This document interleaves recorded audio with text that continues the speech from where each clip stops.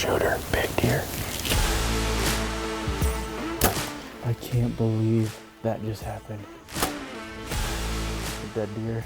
He dropped right where we had him. Yes!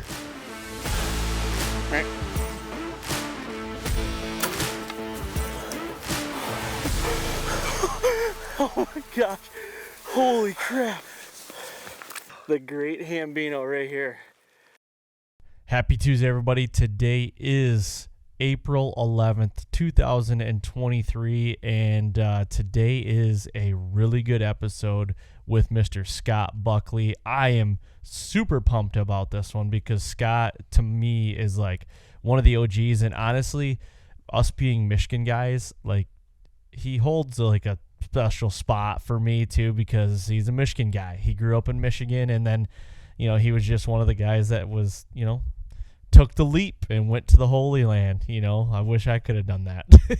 Yeah, you nailed it though, dude. There's something about it, you know, for us, you know, the Michiganders, as you could say, that when those guys do finally they pack up and make the move to, you know, one of the world-class whitetail states, I guess you could say, that it's always kind of fun to follow their journey. And not only did Scott do that, but Scott's also doing stuff on a very high level on a lot of public land out there. He definitely is. And I honestly, if you don't follow Scott very close, like, it almost doesn't seem like he's a public land hunter. It almost seems like because when you think of Iowa and Iowa residents, they're more likely like private land guys, you know, either leases or, you know, knock on door for permission, or they own their own piece. Scott is like hardcore public land. He does own his own private ground, but you know, it's just like any of us, like you or I or anybody else. It's like you kind of cast a wide net and then you go with the numbers. You know, it's like Scott even said in this podcast. I actually think you had to get off the podcast real quick, but like when you were gone, he was talking about how, like, you know, he's got, like, one year he had like 3 bucks that were shooters, but he had a bigger deer that was, I think it was a bigger deer, but it was only one and he wasn't showing up as frequent. So he went with the numbers and he's going with the 3 matures, you know? So it's just cast a wide net and, you know, and get in there and see what happened. But the public land thing, man, he's killed probably bigger public land deer than anybody I know. Yeah, and I mean, if I remember correctly, I think they did a whitetail cribs with him over at the Exodus Trail Camera Crew, and the guy's got 2 houses full of deer. 2 houses. Yeah, 2 houses that, you know, are probably, you know, he could probably tell you more, but 2 houses because he probably has too many mounts, to be honest with you. Yeah. But hey, good problem to have, though. You know what I mean? It is. Yeah, and if you guys want to know more about Scott, Exodus has done a lot with him. Whitetail Cribs, they've done a couple of podcasts. Like, they're good friends. Cameron went out there and actually stayed with Scott and hunted some areas that, you know, he went out and scouted with Scott. So if you guys want to know more about Scott, that's probably where I would tell you to go, just because there's a lot more on him there. So, but no, it's a good podcast. Honestly, Scott's a easygoing guy, just a really good dude.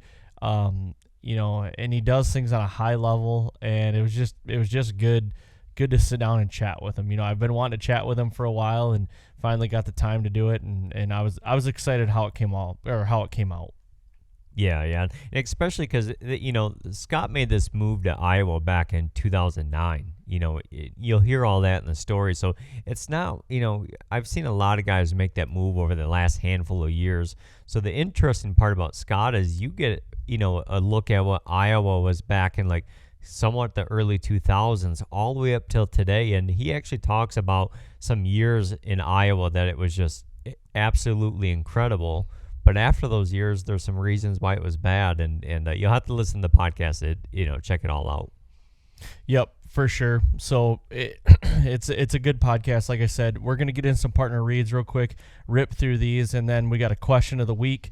Which, guys, you need to stick around for that. So if you're gonna pop through these partners, You can do that, I guess, if you want, but this question of the week, you're going to want to stick around for that. So Helix broadheads, same deal, guys. FJ4, FJ2, whatever you want. The new FJ4, it's got the bleeder blades. It's a single bevel broadhead. Been shooting for 2 years, 5 for 5 with them, and they are accurate. They penetrate, and they just do devastation. I love them. So use the code FALLHX10 at helixbroadheads.com. And the best way to find them is go to the browser and type in www.helixbroadheads.com, and it'll come right up. So go check them out. Latitude Outdoors. We have a code thefallpodcast, all one word, saves you 25% off. Go in there, and I mean, you can't beat the most ergonomic, lightweight, efficient mobile gear, can you? I really don't think you. No chance. I'm a little biased, but you can't beat it. You just can't. So check out everything at latitudeoutdoors.com. This one's a big one, Exodus. So Exodus, we're still running the whole month of April. They are running the upgrade program. So you can, right now, I've been calling it cash for clunkers, the old cash for clunker days when you could sell your piece of crap car and get a really good deal on a new one. But this one is for the whole month of April. You can save 25% off with using the code upgrade. So basically how it works is you go to ExodusOutdoorGear.com and you use the code upgrade. It's not case sensitive. You can do it all lowercase. And what you can get is you can buy an Exodus Render or Exodus Rival or the bundle. So the bundle means that the solar panel comes with either one. So you can do that. You can get one of those cameras or one of the bundles. And what you do is after you place your order, so you go in there, you place your order for like an Exodus Render or Exodus Rival. So you got to place that order, put it in your cart. Actually, after you do that, you place the order, hit confirm, you buy it. The Exodus team will send you a return label. So they'll sell, once they get the confirmation of a sale has been made, they'll send you a return label to trade in your camera. Now, I've had some questions. People have asked, does it need to be an old Exodus camera? No, it can be any old camera. So after you receive the camera, they will ship your full order. I think I said that right.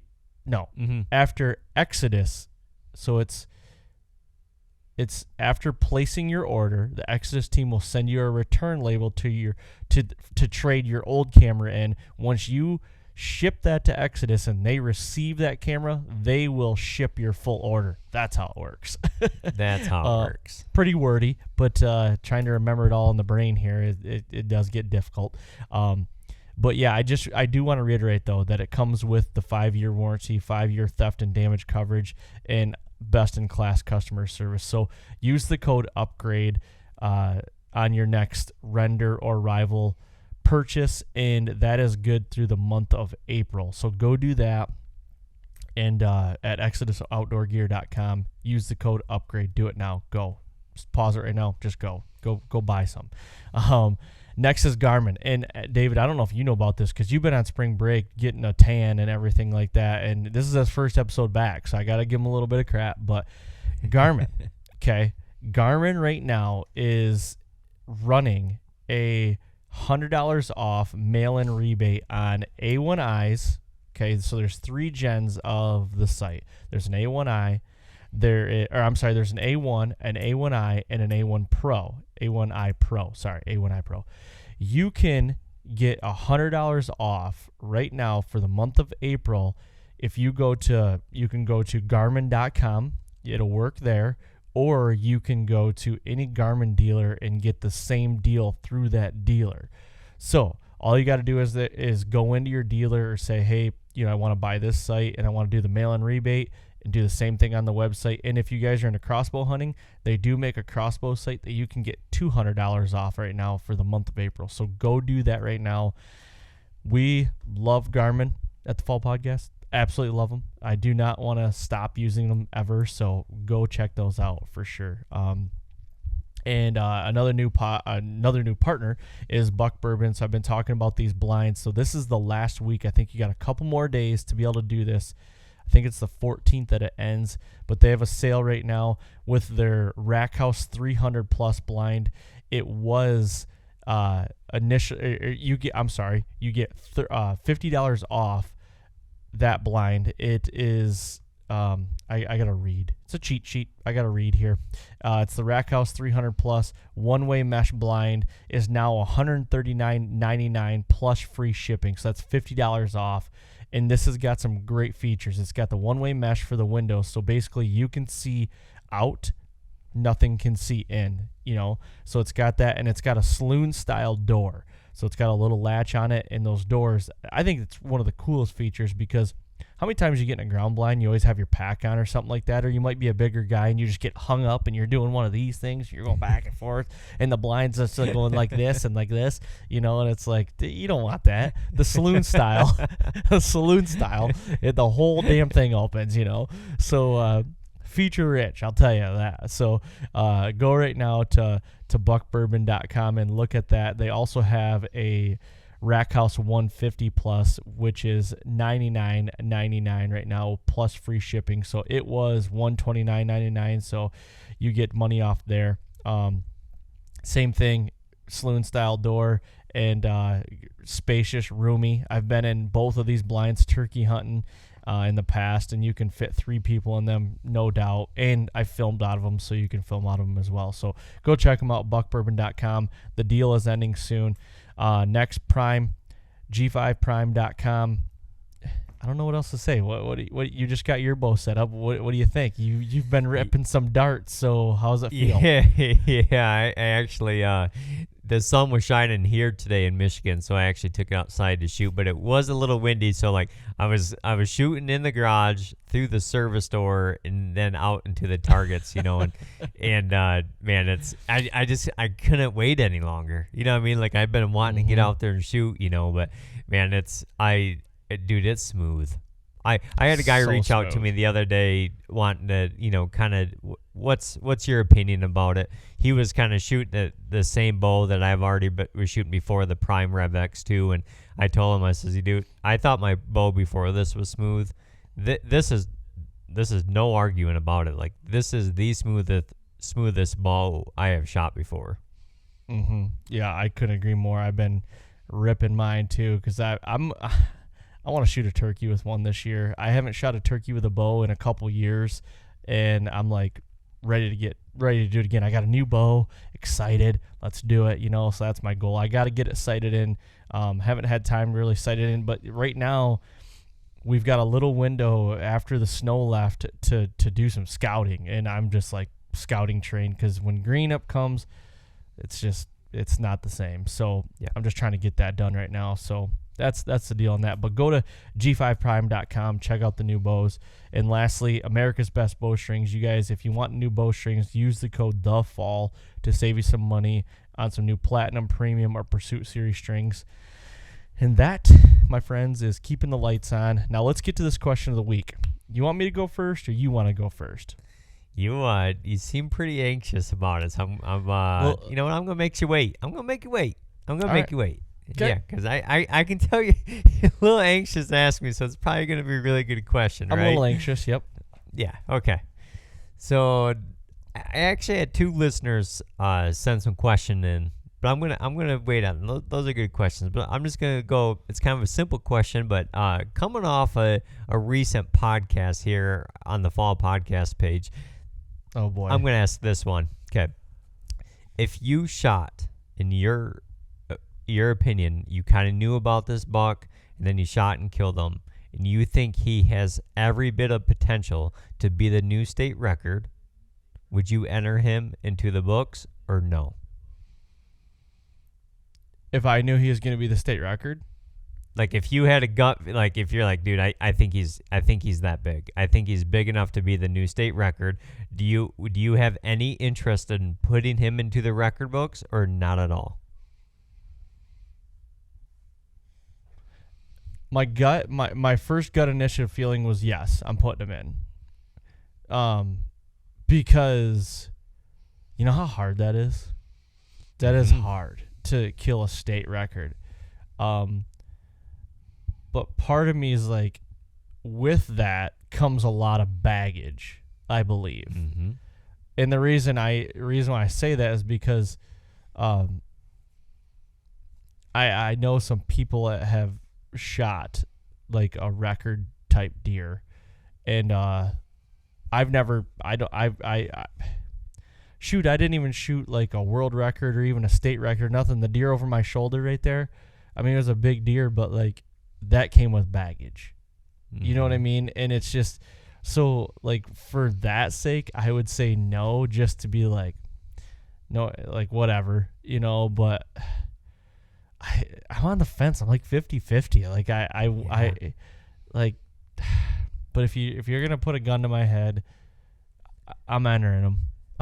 Yep, yeah. I'm putting it in there. Is there a little bit of you that you feel like, you know, for an animal to grow the way he did that way, like he almost deserves that a little bit? Yeah, I think it's one of those respect things too. Like, you know, even I go down to like taking pictures of the deer when we're doing like grip and grin pictures and stuff like that. I want them to be respectful. You know what I mean? Like I really take pride in that, because I mean that deer, mm-hmm. you can at least you at least give that to him. You know. So.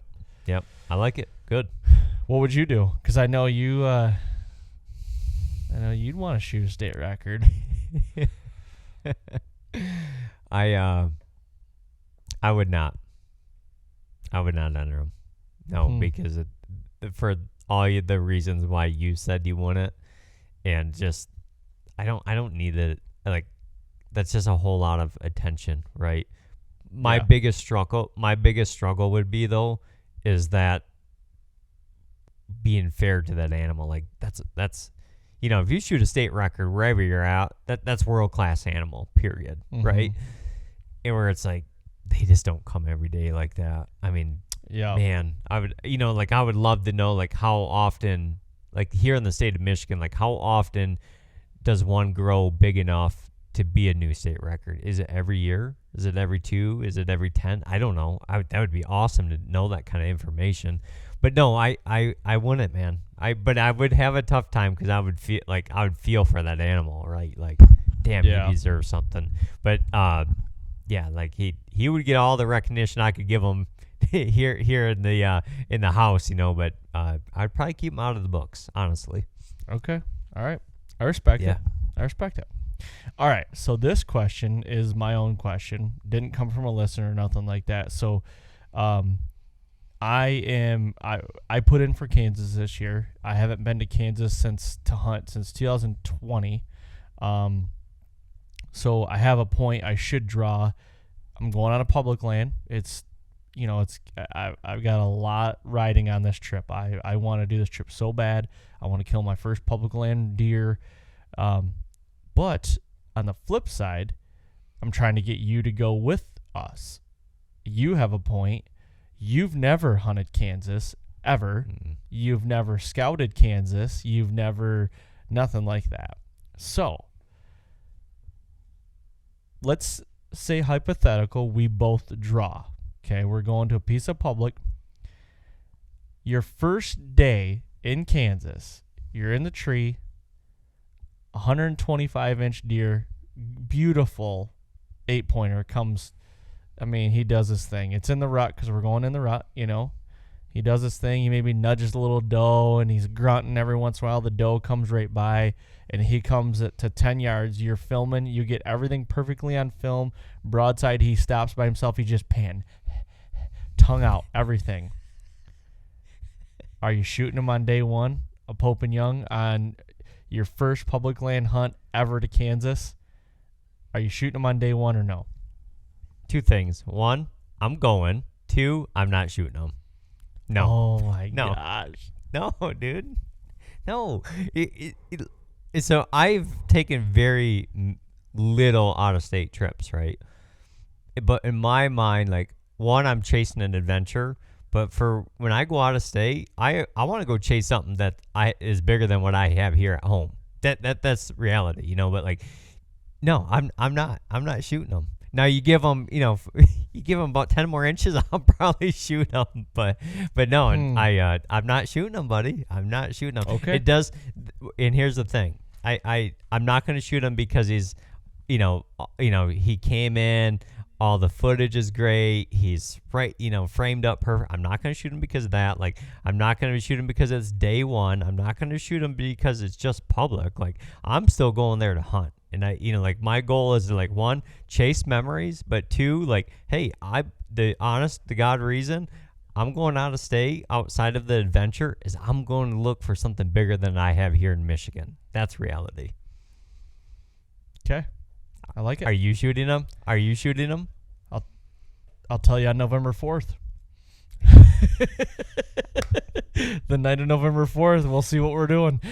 we go on Instagram Live on November 4th. Hour after dark, and we're out in the middle of nowhere, recovering him, just picking his head up out of the grass.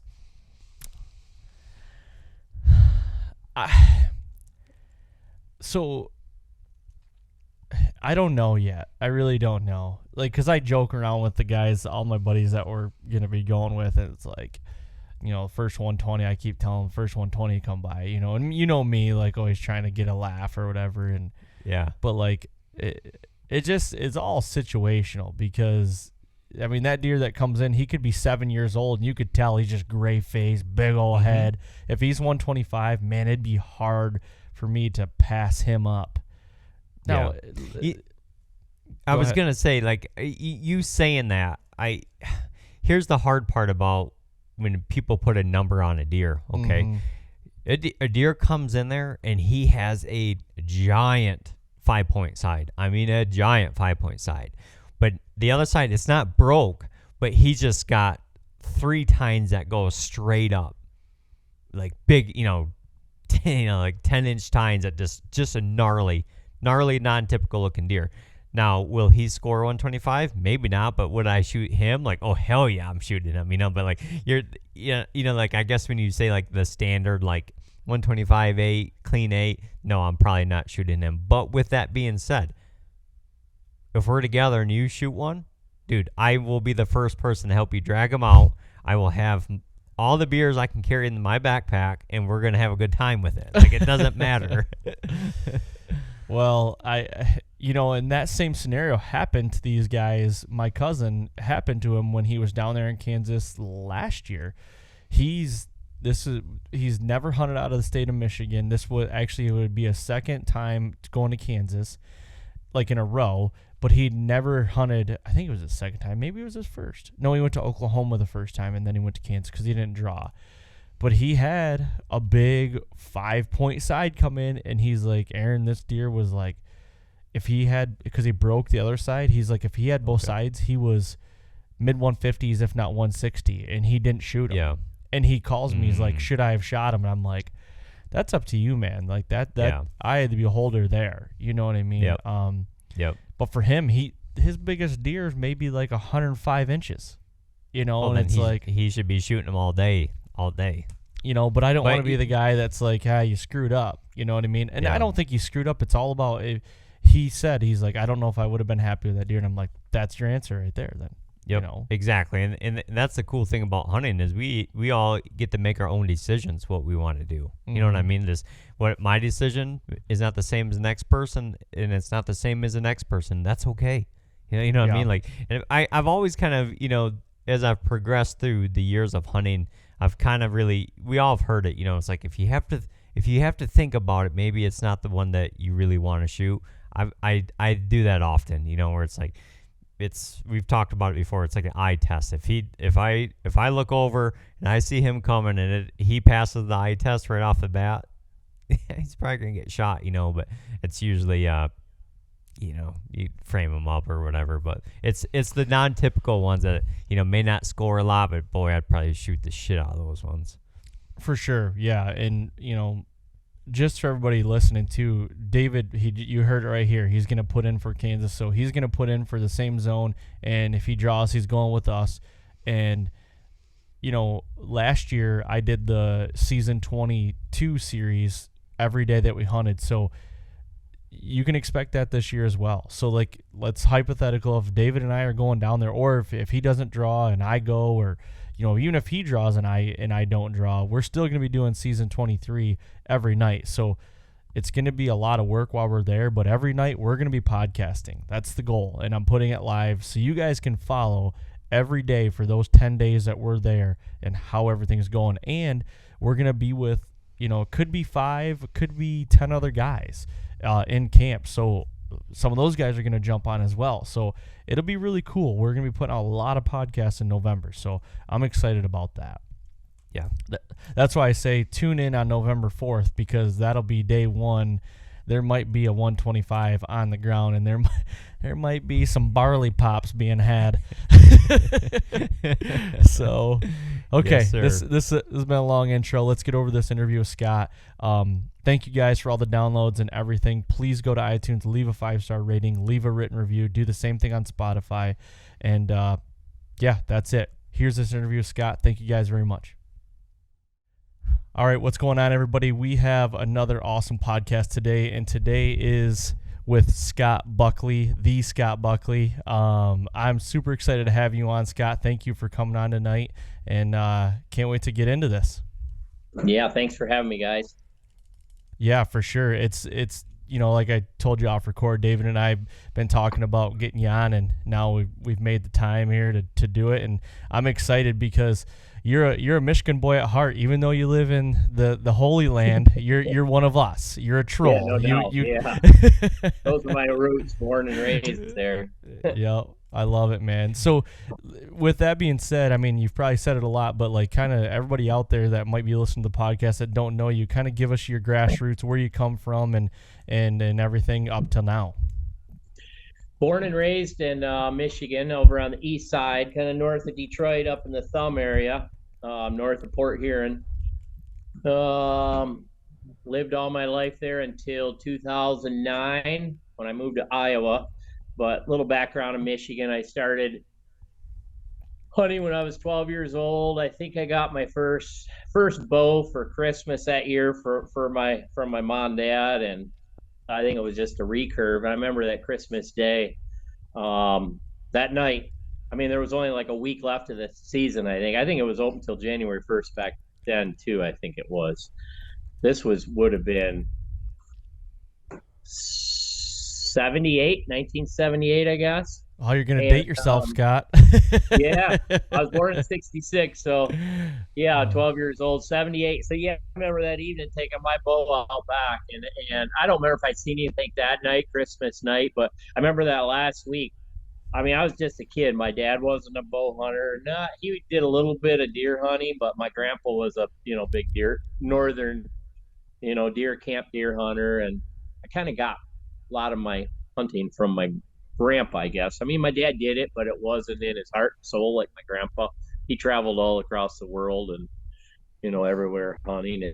But yeah, I remember that last week of bow season when I was 12. I remember I came on like 2-3 deer, like 50, 60 yards. Me being a kid knowing nothing, I remember just launching there across the field. I never hit nothing. I think I shot at 2 of them that week, but I was hooked after that. I mean, the next summer, that's all I did was just shoot. I was never really into sports in school. Me and my brother got bows. He was 2 years younger than me, and we just shot all summer long, all fall long. Right off the go, I was just, I knew it was my passion. That's all I did. We just hunted, and we squirrel hunted and everything else. And well, from there, it progressed. I think I shot my first doe with the bow like 2 years later when I was 14. I got a doe up to my aunt had, I don't know, a couple hundred acres up by Kingston, Michigan, up in the Thumb. We went up there, and I got my first doe with a bow up there, and then I got my first deer with my first buck I got with a shotgun when I was 14, up in that same area. And from there, I hunted up in the Thumb a lot, and then I think it must have been maybe mid-20s. I just was shooting does and small bucks all the time, so that's when I started kind of graduated. I wanted something more than just a yearling buck, because in my area, it was a trophy if we got a 2-year-old buck. I mean, I think I only shot, by the time I moved in my around 40, probably only shot half a dozen 2-year-olds in my area.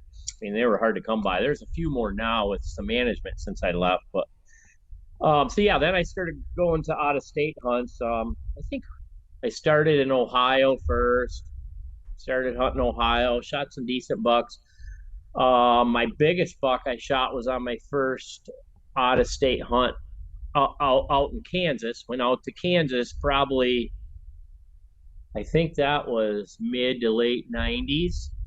When we didn't have digital maps back then. I remember buying all the topographical maps, and I used to just study them all the time. And we picked an area in Kansas, southeast Kansas, and me and my brother-in-law went out there, and I killed a 6x6 that was, I think he scored 148, I guess. I mean, by far the biggest thing I'd shot, and I was hooked on out of state, public land hunting after that. And then we started applying for Iowa, and I don't know, got a good buck in Iowa, and from there, and then I was just obsessed with Iowa. And I said, man, I can't handle it. Back then, we used to get a tag every other year. It was, Wow. every 2 years. I think, in the mid 2000s, maybe early 2000s. And I said, I can't wait 2 years for a tag. I got to move up. I think when it went to 3 years, I said, I got to move. And, well, our economy kind of went to heck in 2008, and we went in kind of the recession there. And I was in the building, and especially north of Detroit, our economy suffered really bad. A lot of builders I was working for left, they went other states. And so I came to Iowa and just started, I think it was some builder shows that spring of 2009. Went to a couple builder shows, talked to some builders. I was a siding contractor mainly, and I did some general construction and build some houses. But I came out to start talking to some, and one called me Memorial Weekend and said, "Man, we build 20 houses a year. Come on out. We'll put you to work." And I packed up everything within 5 days. Because work was really slowing down for me. I packed up everything I had in my work trailer, left my girlfriend and kids at home, and I headed to Iowa. And I was coming home every other weekend, long weekend, to hang with the family. And I did that for, I think, a year straight. And then by the second year, my daughter came out, she graduated. And then my son came short when he finished 8th grade. He came out to start the 9th grade, and from there, that's kind of how I ended up in Iowa. And it's, to this day, it's the best thing I ever did as far as work, hunting, just the people here. Yep. Little slower pace than where I was in Michigan. Crime, just everything about it I love. I've never regretted anything about coming here. So that's basically my start, my hunting background as a kid. And mainly bow hunting. I mean, I gun hunted here and there. We had fun doing that, but still to this day, bow hunting is my passion. And, I do gun hunt, but so. What would you like back when you first went to Iowa first year? Do you remember what year that was when you first went as a non-resident? Came here in 2009.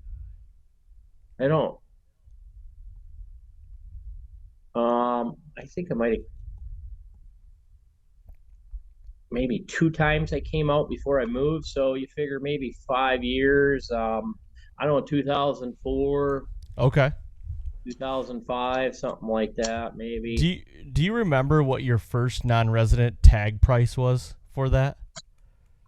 Or a ballpark? I'm just curious of like. I don't think. I mean, it had a jump about 4 or 5 years ago to 6 something. I think they're paying now, but Yep. I think it was always around that. Maybe back then we didn't have to buy a doe tag, where now they got to buy a doe tag too, but it was still pretty high. It might have been in the 400s maybe, and then they added doe tag, got it up to 5 something, and now it's, I think, 6 something, I think. So yeah, I mean, it was still still pretty pricey back then, but you could get them, for the quality of deer. I didn't mind paying it, but I don't know how you guys do it now. You got to wait 5 years. You and me both, Scott. You and me both. That deer behind us right there, I shot that deer in 19 in Iowa, and I drew with 3 points. And for me to go back in that same zone, it's going to take me like 5 or 6 now. Wow. And I was telling David, I'm ready to go to a lesser zone so I can go every 3 years if I can. You know what I mean? It's like, I mean, when you really look at it, when you're looking at 5 or 6 years to get a tag, I'm 35. I'll be 36 next week. And it's like, I might only have 4 or 5 more Iowa trips. I can't live with that. Exactly. Oh boy. That's the way I was. I think I moved out here when I was, I don't know, 41, 42 or something, but. Yep. Yeah. Now, Scott, you took the 2 trips before you ever moved out to, the holy grail of Iowa. Yeah. Now, when you would come back to Michigan after those 2 trips, were you trying to like ever explain to buddies where it's like, dude, it is that much different out there in Iowa? Yeah, I mean, I didn't lose my passion for hunting because I always just loved hunting. But when I'd come back, and tell my buddies, and a lot of my good buddies would start coming out. But the deer, I mean, I always loved my thing was like doe hunting in the winter. I used to love bow hunting in, the late season. So I still hunted. I didn't have that drive to hunt bucks as much because they just weren't there. But I used to, I just go out and take a lot of does, during the 2000s. But and then I'd hunt, that's when I killed most of my 100-inch deer. I still hunted a little, and a lot of them were late season, tell you the truth, because I took my vacations out of state and went to Ohio, but yeah. Yep. Those first 2 trips that you made out there as a non-resident, now were you hunting, public land right off the bat, or did you go with an outfitter or anything? My very first trip actually was with an outfitter. I said, I'm going to Iowa because it takes 2-3 years to get a tag, so I'm going to go with an outfitter. And nowadays, like I said, 5-6 years, and I didn't know. I don't think I pre-scouted that first time. I know, like when I went to Kansas late 1990s, we actually went on a turkey hunting trip, me and my dad. That way I scouted, we turkey hunted. We each killed a turkey. And then I went back, killed that buck. But I think that first time I came to Iowa, I hunted with an outfitter, J&S Outfitting, actually. And my brother, he didn't want to pay the outfitter, so he went on to public. But the outfitter let him stay in the same camp. So it worked good. I could watch and see what my brother's seen. And I actually know a lot of this public land was like right around the outfitter. So ended up my brother shot a buck, and I didn't. He actually seen more bucks than I seen. I said, I'm never doing this again, He's seen twice the bucks just bopping around on the public lands, where I was kind of sitting in preset stands and, maybe 3 different stands throughout the week where, I don't know, one stand I found cigarette butts on her, and, if I can't control who's in there, I didn't like it at all, so. Yeah. It kind of felt like home back in Michigan a little bit. Yeah. Hey, easy. Hey now, easy. It's not that bad everywhere in Michigan. Yeah. Yeah. But now, when you went out there and hunted with that outfitter, and your brother saw twice the bucks, and that had to have been a light bulb moment of like, man, I'm not doing this again. And now, were you hunting public in Michigan also at that time, or no? No, no, I wasn't. It was mainly, well, I guess, yeah. When we used to go up to the thumb of Michigan, Minden City Swamp, I don't know if that rings a bell. We used to go, Yep. I mean, we went through private and permission, a couple private, but a lot of times we went back into Minden City Bog there and we killed bucks. So, yeah, actually, we did. I mean, when I hunted around my house, there was on some private, but every year we went up there, and those were the good old days too. We used to, as teenager, older teenagers, young 20s. We used to camp out, take a tent up there, and oh, I got so many stories of that too. I mean, we just have a blast. Get 6, 7, 8 guys in this little tent, or we graduated to a camper, take that up. But we used to go up and get a lot of deer. In fact, the one day I always say that story. Back when I first started, the first few years, I shot instinctively. I didn't. I just had a little flipper rest on my compound, and I didn't have sights. I just shot instinctively because I shot so much. And I don't know. I think it was opening morning. 5, 6 guys in this little tent, and I get up and somebody stepped on my bow and busted the little flip, the old flipper rest or something on it, busted it off. And I said, oh man. And so I just ripped it off what was left, and the shelf was right there. And it was a dart. I think my first dart in SL50, or I don't know, might have been one before that. I shot a lot of deer with the SL50. But yeah, I went out and sat in a tree shooting off the rest. I shot 2 does that morning, opening morning right off the rest, no sight. That was advantage not having a sight. It was instinctively. I mean, I was shooting a little lower, but I just, whatever reason, I shot 2 does that morning right off the rest. So that's funny. I don't know what year I graduated to a sight and stuff, but yeah. Now, how did, like, growing up, Michigan, big tradition, and back in the day, it was a big bait state. That's kind of how a lot of people learn. Were you kind of in that same ballpark? Were you always like hunting over bait and everything like that? I did, but not solely. I did that a lot in the winter time. That's what I enjoyed about the winter. All the crowds were gone, didn't have to deal with people. I'd run some bait out in the winter, and if you hunted it smart, not leave scent and watch the wind, we'd have deer come in late season, and I shot a lot like that. But I mean, I basically, I wasn't, one of them guys that had to hunt over a corn pile. I go sit along the edge of a cornfield, or, I didn't know a lot back when I was younger on bedding areas and a lot of that. I just hunted edges of cornfields and, terrain features and, good trails through the woods, where they kind of came together. And it was all learning for me because nobody taught me. We didn't have podcasts back then. And so everything I self-learned, everything, everything I ever did was self-learned and just hard work. I mean, I was always out there constantly. And, but yeah, I mean, I didn't, I used it. It was there, here and there. So sure. Yeah, I guess what I was getting at is, like, when you did make that transition, move out to Iowa at full time, did you have to switch up how you did things, according to like what you've done in Michigan and then you're full time in Iowa? Was it a pretty easy transition, or was there no transition, or was it like, did you switch up a lot of your tactics, stuff like that? When I first came here, I was having more success rut hunting, and rut hunting in Iowa gets pretty intense. I mean, I had a lot of experience from hunting, just terrain features, pinch points. So I kind of had the, now over the last 10 years, I've adapted to more, every year more and more, I'm going to the early season, just October. And I've been dwelling on that more and more, really getting to know that. But, yeah, basically, I mean, it was pretty good transition. I mean, I hunted Ohio, and it just kind of all flowed together over the years. So it wasn't too much different, except there was a lot more big deer running around.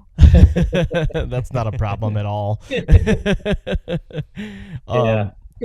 And so now let's transition. You are in Iowa now. Like, when you first came there, 2009, 2010, did you just start diving into all the public you could then? Because you didn't own land then, right? So you're strictly all public land, correct? Yeah. Yep. It was all public. Actually, 2-3 years before I moved out, I think the second time I came out hunting, I would take the kids every year on their spring break, which was in March. I would take the kids on their vacation. We would come to Iowa before I even moved here, and we started scouting the public land. We would, I'd get a nice cabin, and they'd either come with me or hang out, play at the cabin. They were in their. My daughter was probably in her early teens then, and she used to love tromping with me. But yeah, we'd come out for a week, and I would just, we didn't have the map stuff on our phones yet, but I would use the paper maps and stuff, and just I would scout. I would pre-scout spots everywhere across them public areas I was hunting.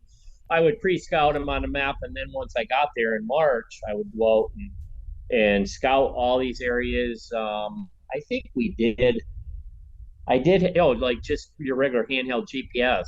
I would mark spots on the GPS so I knew how to get back in the fall, because a lot of areas, I just went in, scouted it, and then you kind of forget over the summer, and I come back and hunt them spots. So when I moved out, I had a pretty good idea of a lot of areas, but I just intensified it and just got to know more and more. And I mean, to this day, what is it, 14 years later, I mean, I'm still out there every single weekend almost, where I can, where I'm not working on my farm. I'm out every weekend, just learning new areas and fine tuning areas, and the areas I see, as history of big deer. I'm just constantly learning things off cameras, where these deer are. Cameras are huge. So then I try, pick out spots for that, and it's just a big game all the time. Love it. Yeah. Love that game. Yeah, I got a question for you, Scott. Looking back on those spring breaks with your kids and going out there, for years covering so much public land, did some of those places play a factor where you decided to actually move to in Iowa in 2009? I'm 2 hours away from where I moved, 2 hours away from where I hunt, and actually my farm is down in that same area. Kind of, I've hunted the same area for years, but being in construction, I had to be by a bigger city, so I knew I had to travel to still hunt. I mean, there's deer up where I live, just not we have really big deer where I live, but just I would say for every $5 down there's one big one up here. But I knew my work come first, and so it was a 2 hour drive, and so yeah, I mean, it played a little part, but mainly it was work where I moved. And now when I bought the farm, that played a major part, because I still wanted to hunt all my public pieces, so I wanted to be situated still around a lot of them places I hunted over the years. So Sure. That's kind of how I bought my farm. But when you went out there and you started, what was your first year hunting as a resident? 2010 or was it 2009? 2009. I moved here in the spring of 2009. Okay. So what's that? Sorry. And No. I'm just bragging. That was the year I shot my first year here as a resident, a 170-inch double drop time buck. Oh, that's what I was gonna ask. I was gonna say, did things start clicking right away for you, or was it more of a challenge? And it sounds like it wasn't too much of a challenge. Yeah, I mean, I think, yeah, I was getting them pretty much every year, just because I spent so much time out there. I knew the areas, and I had a decent knowledge of how to set up on them, I guess. And I mean, it was more rut bucks, and most of them, I was setting up an area where I'd had a lot of pictures of bucks. I wasn't really, not too many of them were like I was hunting a specific buck, which I do more now. Or I'll have an area where I have 2 or 3 shooters, and I'll pick that area more, so I have, instead of just one deer, I know there's 2 or 3 big ones in an area where I have more chance of, Yep. Coming across them. So Playing with the percentages a little bit better. I understand that. yeah, exactly. But yeah, I mean, back then I just got set up in good areas where I had a lot of pictures of big deer. And I mean, I was just starting to dabble in the cameras then, but I was still getting some pretty good deer. So on camera, and that kind of based some of my decisions where I went. But That's cool. Tell me the story about that big deer that you shot. How did that all play out? I think the day was November 1st. I remember that. It was a trip that day.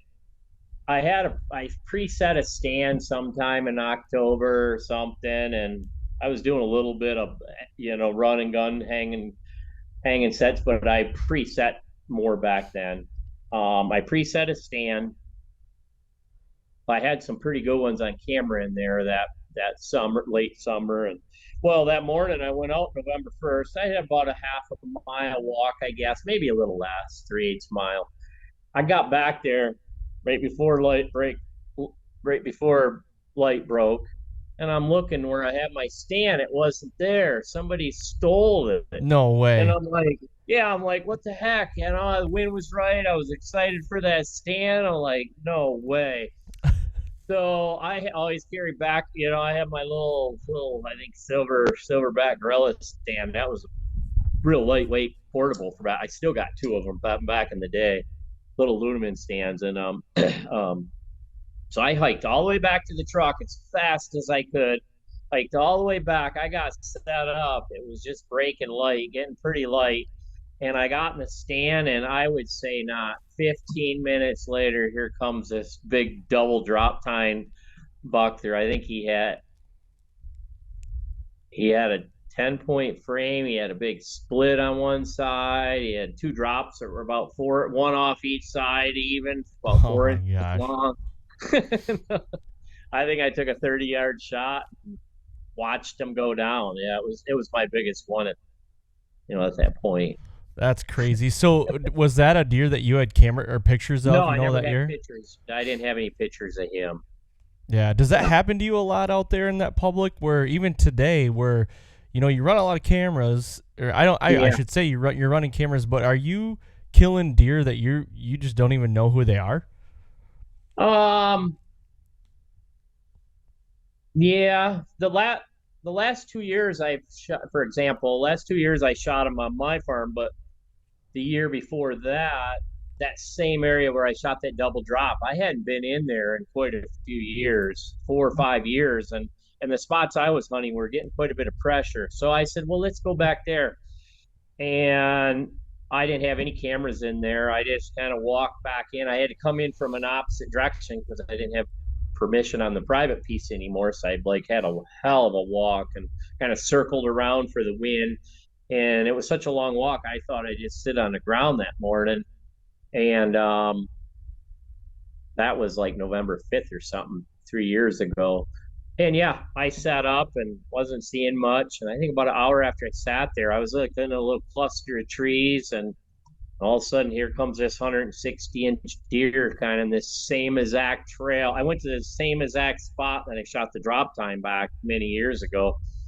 And this 160-inch deer came in, and I shot him at um, 25 yards. But yeah, no camera intel there or nothing. Hmm. But yeah, I would say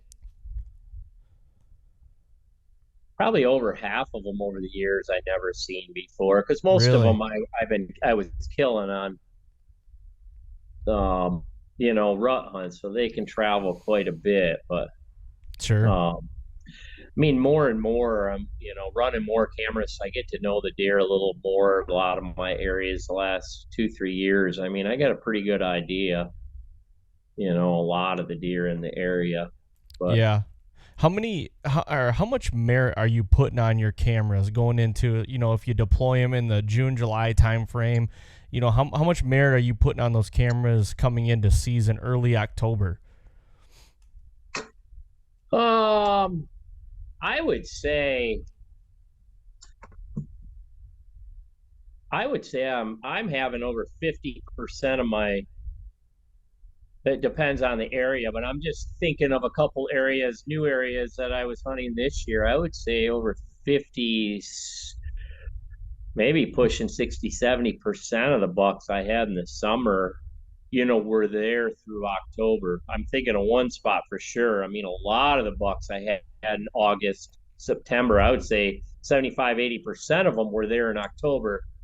And then maybe the third week of October, there was only 10% of them bucks left. And they went Really? into, yeah, they really, I mean, they were there through third week of October and then they started disappearing.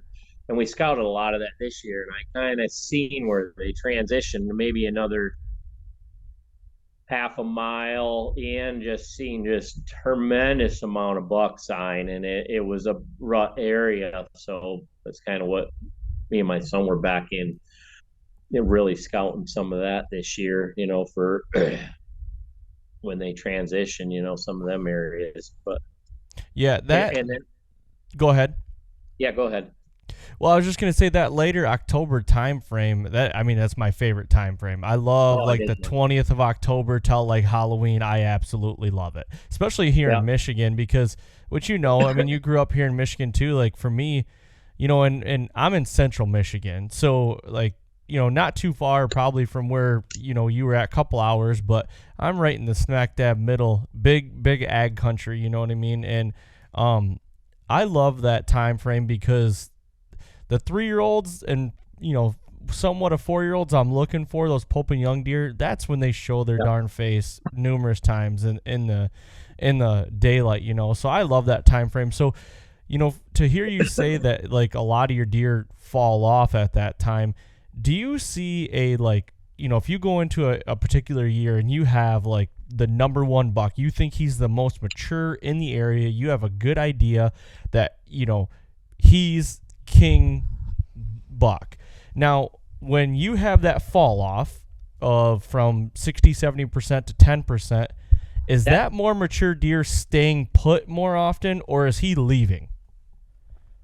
that was kind of back up a minute. That was just this area I was talking about. A lot of Oh, my okay, Yeah, okay. that was just this one general area like I was talking about. But a lot of my areas, that's when I get most of my big deer up and moving. Is that um 23rd, or I don't know, somewhere in there through the 30th is where I'm getting a lot of my big ones. That was just that area because I was hunting a little closer to the road and they were going down to ag fields and they combined them, and I think a little bit of pressure. There was two or three really big ones in there and I was kind of bopping them around, and I don't know, it was probably part of their transition, but I could have gave them a little pressure. There's some squirrel hunters in there, but basically, yeah, some of my bigger ones, I mean, they'll that's the week that I'm really seeing them, is that the mature ones are up on their feet. If I have them on camera in the area, I can usually get on them in that time. That's my favorite. I got friends from Michigan, they say when to come out. Everybody's like a rut hunter, but I say if you're flexible and you can come that last week of October, weather permitting. If you get a warm week, sometimes it really sucks. I mean, it just Mm-hmm. like any other time, it will shut it down. But if you got a cold front or a chill, little cooler that week, there is nothing better the whole season than that week. That's when they're really hitting the scrapes. I started using cell cams this year a little on public. I'd never done that before, and I put them right on these scrapes, and I just learned so much. Watching, you can put a camera on a scrape, just a fixed camera, and you can go through it. But them cell cams, I mean, it was immediate, and I could watch them day after day how they hit these scrapes in daylight hours, and it was pretty amazing. Especially that. I mean, October in general, but that third Yeah, week, yeah. pretty. Yeah.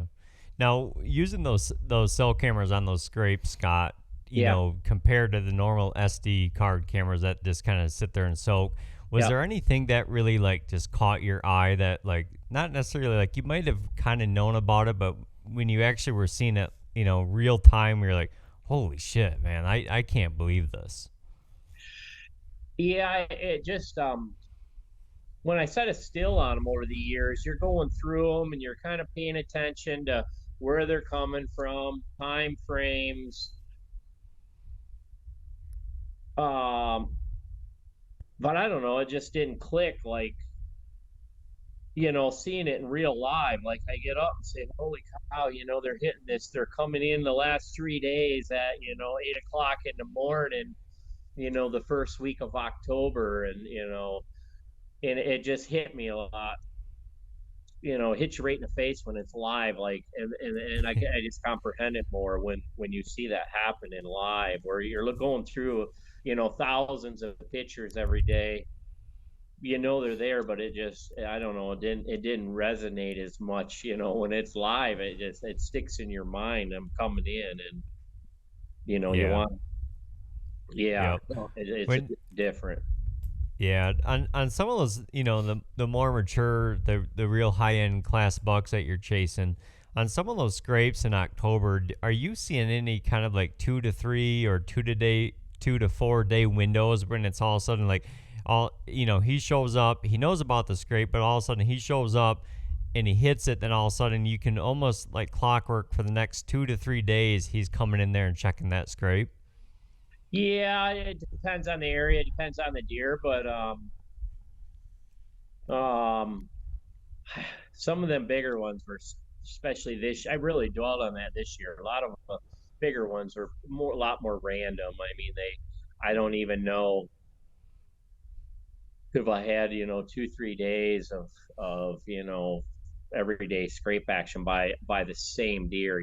Maybe some of the 3 and 4 year olds, but some of them bigger ones, it was still pretty random in some of my areas. They come in, one morning, you wouldn't see them for 2 3 days, and then they'd come in at evening, and it just kind of, and some of them were set pretty close to their bedding areas. It just, some of that might have been wind related. I don't pressure.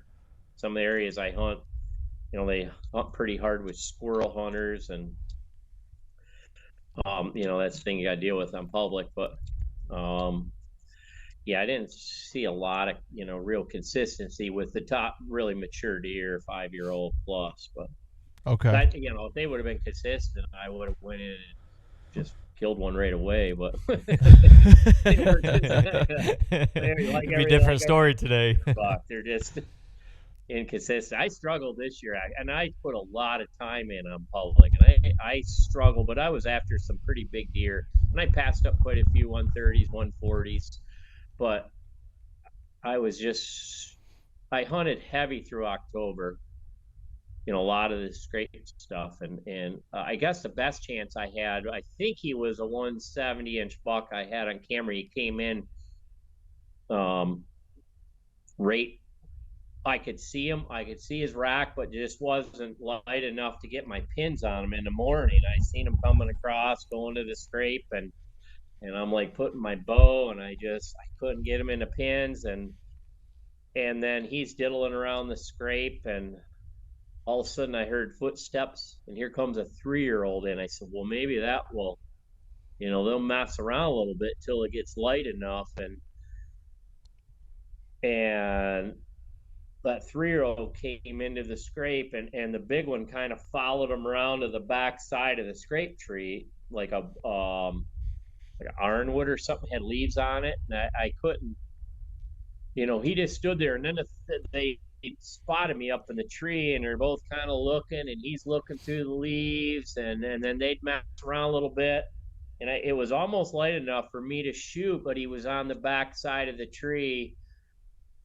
And then it did lighten up a little. The 3 year old took off, went back, and he went the opposite direction and never got a shot at him. But that was my biggest opportunity at a big one this year.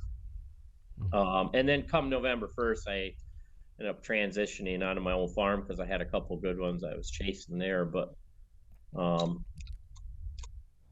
yeah, so that's interesting, because it's like we talk about a lot. You work up for that one opportunity for the year. Yeah. Like you hope you just get one. You know what I mean? Yeah. And it's like it slips through your fingers, and you're like, shit. Yeah, I mean, it was so close. I mean, he was 25 yards, and I think it was legal. It was legal shooting light. It just, I couldn't get I could have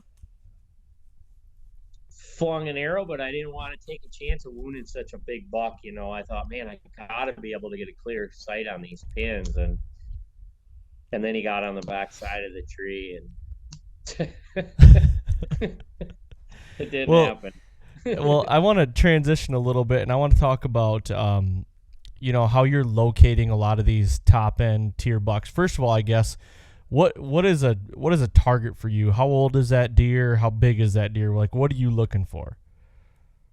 I mean, back the last few years, it was more, score wise, big deer. I shot, quite a few over 170 and some 160s, but especially after I bought my farm in 15, I kind of learned more about the mature, hunting older deer. It wasn't, I've shot so many of the high scoring deer, it wasn't as much, it was more, about shooting an older buck, even if he didn't score as much. I mean, I'd still wait and try to get a high scoring mature one, but if I got an opportunity, even 8 points. I mean, I know a couple guys out here in 8 point, young guys out here that they'll pass up a 150-inch old 8 pointer Mm. just because they still want that big score. Where me, it's more about maturity, and a big 8 point, is a beautiful, especially an old deer. You Yeah. know, I don't have to have that high scoring deer anymore. So I mean, they're nice, and I'll still try to find them. But if he's a big old mature 8, or I'm just as happy with him. So that's kind of what I'm looking for now. And as far as finding them, I mean, I'm still cameras, historical data. There's so many spots over the last couple of years. I've been pictures of a lot of big deer, and then my biggest thing the last few years, I've been resetting a lot of my cameras. After season. Some of them I'll let soak. I set them in August. Some of them I checked this year, pulled them in March, but some of them I'll move into more wintering areas. If there's cropland somewhere where they're feeding, I get back on the public, or like if I know a private land has food plots, I'll kind of go to where I think they're coming into the public. We did that last couple of years, and they were coming in out of this private piece, and I was getting tons of bucks. Well, then I can kind of take my inventory, see what survived. If some of them bucks I recognize, which a lot of them I did this year. There's one buck I didn't even get a chance to hunt him this year. He's easily in the 170s. I found it one of his sheds last year. We went out there once this year shed hunting and didn't find it, but I had a bunch of cameras in there, and he survived. I had him after season. I had another young 10 pointer that's probably pushing 170, a 4-year-old. A lot of these bucks I seen survive, so that will give me something to start on next year. I know they're in there, and I'm starting to figure them out through camera work, and then just constantly reading their sign, getting into areas, just tromping miles and miles. Just we're hunting some really big forest areas the last couple of years. That's kind of new to me, and there you can walk for miles in some of them and try to get to know them, but it's just a lot for me. It's camera work and a lot of boots on the ground. I mean, we're out there scouting almost every weekend through. I start right after season. Well, actually, I start. If I kill a buck in January, I'm done hunting. I just head out in the woods, and all through the winter, every weekend we're out Yeah. Yeah. scouting, cameras around. I got hit hard this year. Usually, I lose one or two a year. Cameras stolen. Over the years, maybe one average. Two would be a good year. I lost 6 cameras this year. Holy I mean, cow. yeah.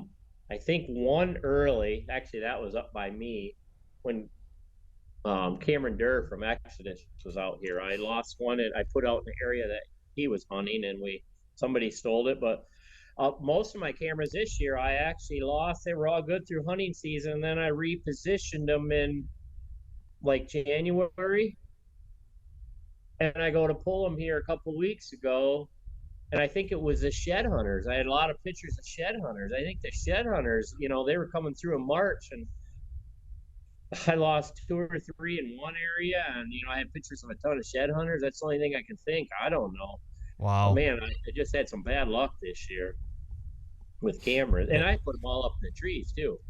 Yeah.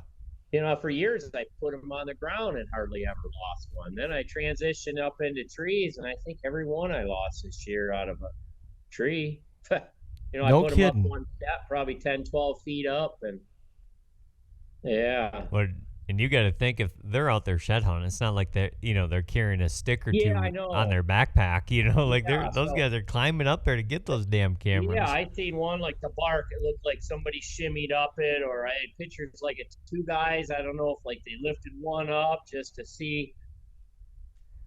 I seen in that same area I lost two or three. I seen a Technicam that I went by a few times. That was right on the ground, and I thought they didn't touch that one, and I'm thinking, well, probably because it was a cell cam, they knew they couldn't take it. And then I thought I should have looked to see if they took the card out of it. They might have taken the card Yep. out of it, but I didn't think, I don't mess with people's cameras, so I walked by it a couple times. I seen it, but yeah.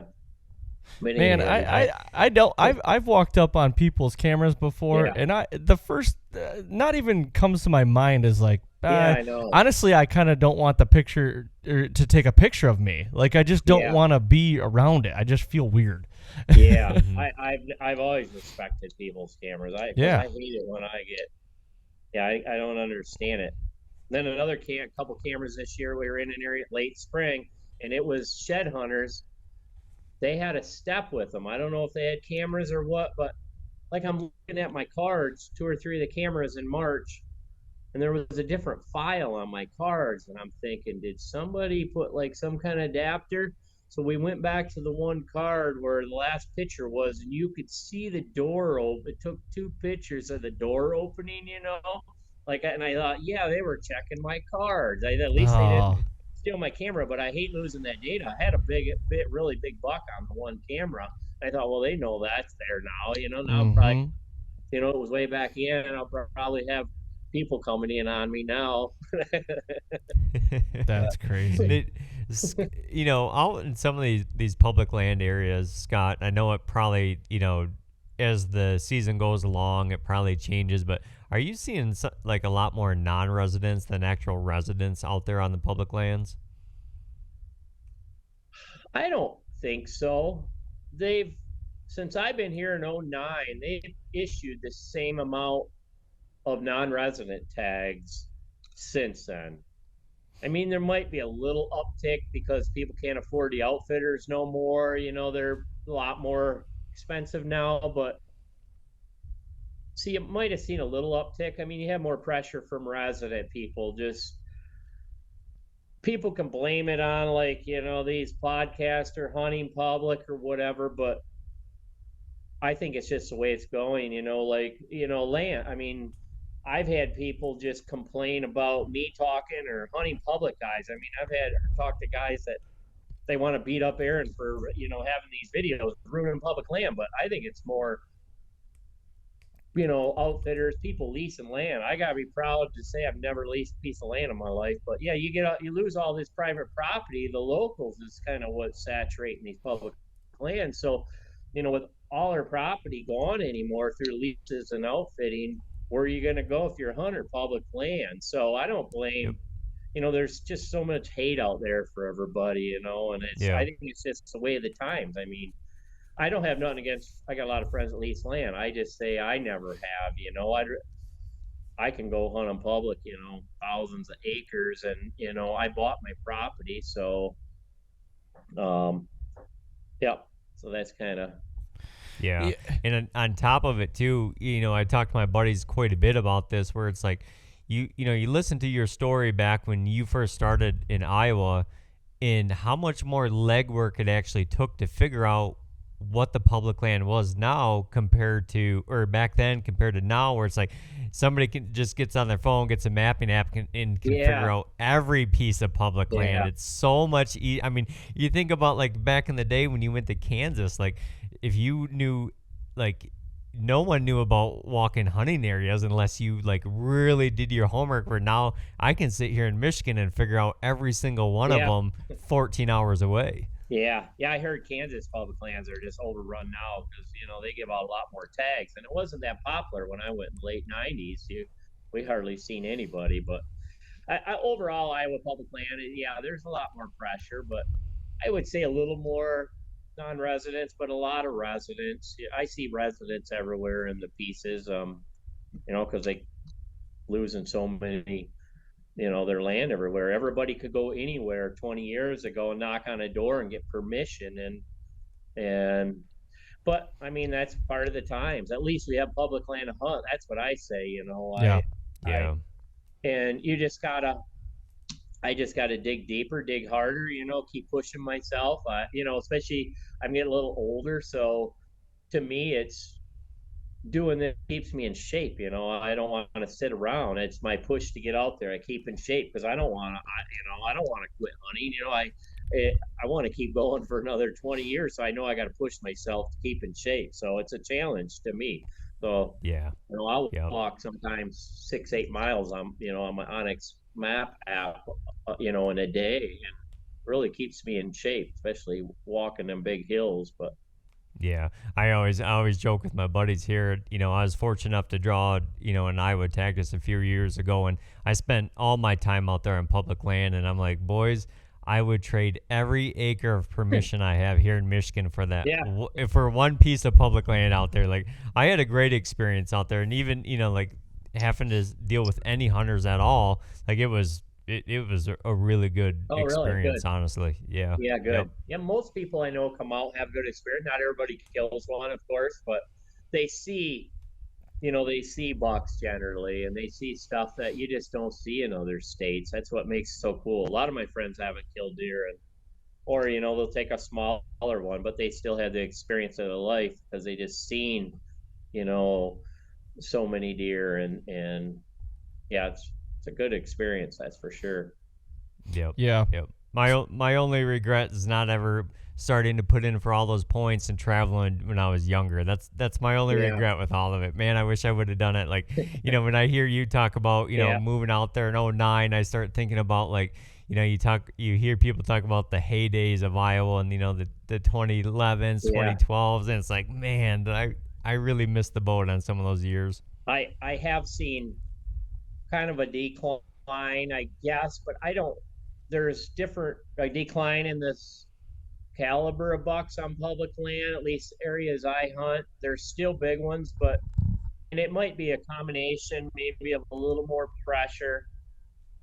Um, but we've had 2, 3 bouts of EHD that will knock them back 4 or 5 years, and we had that one in 12. So I mean, we were saturated with bucks before 2012, and then that knock it back for 4 or 5 years, and then they just start building back. And then 2019 we got hit. I mean, some of the areas I hunted on public, I mean, to this day, the 1 or 2 pieces, I mean, they still haven't recovered. I mean, there's just that 2018 there was just big ones everywhere, and they haven't returned since then. And other areas are returning.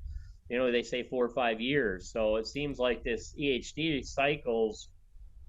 If it hits again in 2 years, we just can't recover.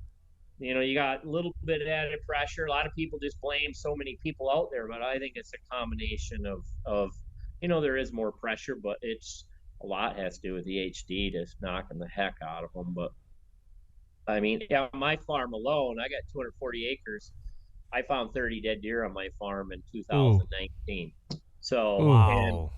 I think 8 or 9 bucks. And I know there was one 5-year-old, few 3-year-olds. It just knocked the crap out of them. I mean, they're just starting this last year. There was quite a few of them, and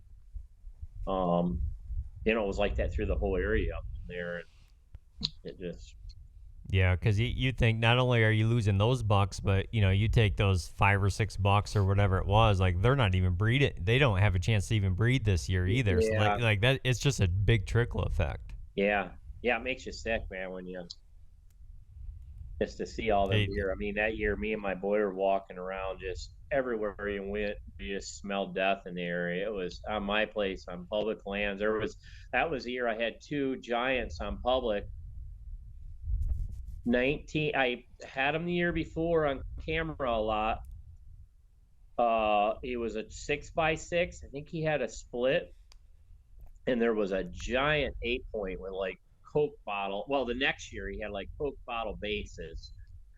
And so going into 19, I thought, well, I know these deer. I had a lot of camera pictures of them, how they traveled through the rut in October. And shoot, we started getting hit by EHD, and both of them bucks were found out on the private by one of the landowners on the be the east side there by a pond. Both of them were dead within 100 yards of each other, and I was just Man. like sick. Those were the two bucks. The one was that 12 point was 170, low 170s, and I don't know what the 8 was, but I didn't see him dead. I just seen pictures because I didn't really know the guy. I just heard he found him, and I seen pictures. But yeah, it made me sick. Just what a waste. Yeah, man, no kidding. That's unreal. Yeah. Yeah. Well, Scott, before we wrap this up here, I got a question for you. And we're in April right now, and I kind of want to, hit some time relevant stuff right now. And a lot of people are scouting and trying to get that last little bit of scouting in before green up really hits hard and turkey season gets going. But what would you say is a big piece of advice for someone to kind of up their game, their off-season scouting? Like, what is one of those things that you do? You put a lot of boots on the ground, so you see a lot of different terrain. What is one thing that you would say to someone that's like really wants to up their game scouting in the off-season April timeframe to do or to deploy while they're out there doing it? What to look for, something like that. Yeah, I always tell people try to get out here in March, and then April, you're pushing it because it's greening up. I mean, you come any time of year, but our grasses and leaves are just start. You see in the buds. There's probably a good couple weeks where you can still see a little. You'll still pick up your scrapes. I mean, you'll see the rubs for a while, but I mean, like me and my son were up last weekend. We went up and we got into some areas like a mile back in. We could still see all the scrapes, and I guess it was an area I wanted to go back, and you could see it on the map. It was like brushy, like in a big forest, brushy.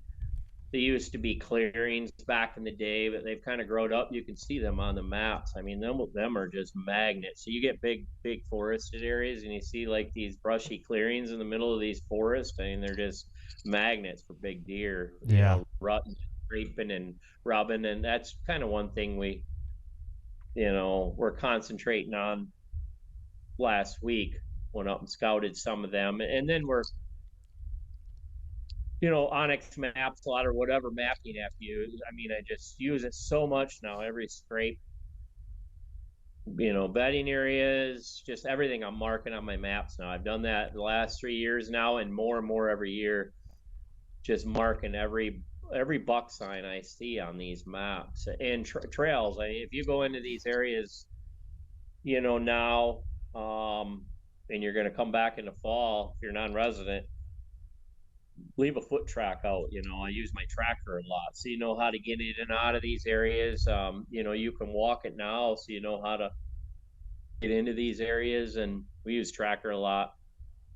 Just use your maps a lot, and I don't know. Yeah, I don't know. No, that's perfect because everything's different. I did a big scout today on a piece of ground that I've hunted my whole life, and I turned over some leaves today that I've never seen on this piece of property. You know what I mean? And it's just it's wild to me, and I guess the biggest thing that I was kind of looking for is like like what you said, like those big brush areas like that's a hot take to me. You know what I mean? That's something that like not everybody would say, and that's something that somebody could take and be like, and you can see them on a map too. Usually, exactly. they'll stick out on a map in a big forested area. They'll stick out, and the deer love to stage up in them. And ponds. Last year we had a hell of a drought through the fall.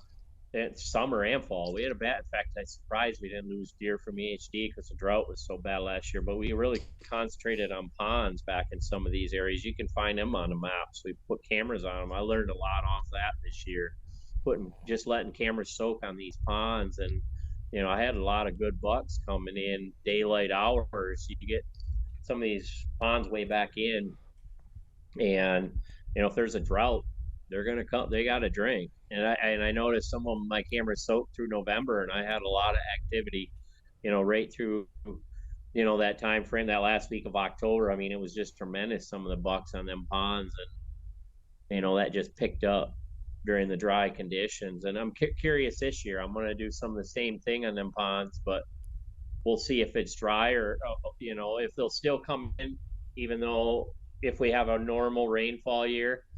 See if they'll still use them as much. Just always learning something, Mm-hmm. Yeah, for sure. And that's what I mean. What everybody's looking for. Like I said today, I turned over some leaves, and it was like really eye opening. Of like, holy shit, like this is And there were some things that like I had in my head as far as like I have a hub scrape, like a community scrape that a lot of thermal winds off some ridges dump down, and this is where the scrape is created, and it's there every year. So then I try to backtrack and find the beds and where the beds are conjunction to that. I honestly thought they weren't going to be too far from the buck or from the scrape, and it actually made me go farther, and I couldn't find them, and all of a sudden it just hit me. Boom, right here it is. And then it's like, where's it located? And it's on a point, and it's looking over, and everything was just falling together. And then, one of the big things is like, what David is kind of like ingrained in me is like it's food-based bedding as well, because it's big timber, you know what I mean? So it's like when the oaks are good in there, when the acorns are dropping in there, that's when he's bedding in there. When they're not, he's really probably not bedding in there. So then I got to adjust. So different things like that. And I know you put more boots on the ground than anybody you're up there with anybody that I know. And I love watching your social media and watching you. I wish you'd put up more, to be honest with you. But sometimes I don't. Lately, I haven't been doing as much, but yeah, I just love watching your stuff and picking up little tidbits and wishing I was in Iowa. Sometimes I wonder if I'm just doing doing the same thing every weekend. Say it's just people get bored of kind of looking at this, so I don't put something. But nope, keep doing it. Because I get quite a few followers on my stories.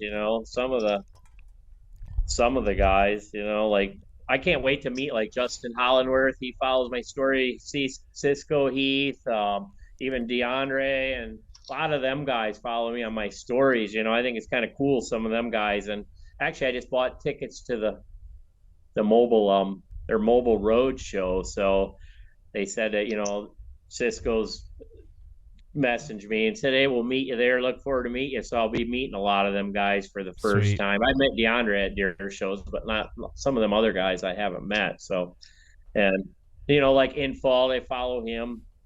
Actually, I did a podcast with him one time first time I met him with Todd Pringus. We did like a public land thing. There was 5 or 6 of us. Todd was the host, and it was me and Dan Infault, Psycho. Yep. Lucas. Yep. He's a good guy. Yep. Curtis Sable, and then Aaron Warbreton and Greg were there. It was pretty neat. It was my first time in front of a camera, and I kind of like just blacked out when I seen them cameras. And the very first question, it was like a round table. They looked at me and asked me the very first question, and I just like blanked out. And Todd knew I choked up, and he kind of took over the situation, That's funny. Yeah, if what Scott's talking about, I actually think that you can still go find that on YouTube somewhere. Yeah, I remember it. It was like you guys kind of sat at like a long table kind of thing, and just kind of went down the line. Yeah, yeah, for sure. But I tell you, for anyone listening, like we can sit here and talk about, reading maps and finding spots on maps. But, like what Aaron talked about, what he's doing today and what Scott, like what he's just kind of doing every weekend. The reality is you still have to get out there and figure this stuff out. You know what I mean? Like the maps can only get you so much, and the rest you yourself have to get out there and figure it out, see how things work, and apply all the information come the fall. Yeah. I tell a lot of my friends come out of state, I tell them, come out and scout, probably only less than half of them do. They'll show up deer season and they wait 4 or 5 years. You think they would come out and scout, once or twice, but there's just so much you can learn off scouting. I'm doing it nonstop and I'm still learning, and some years I don't kill a deer, I tell my friends, it really ups your odds if you can get to know the area a little bit. Yeah. Well, you know what the problem is, Scott? They've seen your success and they say, well, my buddy Scott, I'll just wait. And when I get out there, he'll show me where to go. Yep. Yeah. A lot of people think there's a booner behind every tree and you just go sit in it, but that's not the case. I mean, we have big deer here, but you still got to put in a lot of work, and then it's still trying to get that. There's so many things could go wrong with a bow. You got to get them within range, and I've killed a deer every year here in Iowa, but one with a bow. But still, I bust my butt, and they all haven't been big ones, but.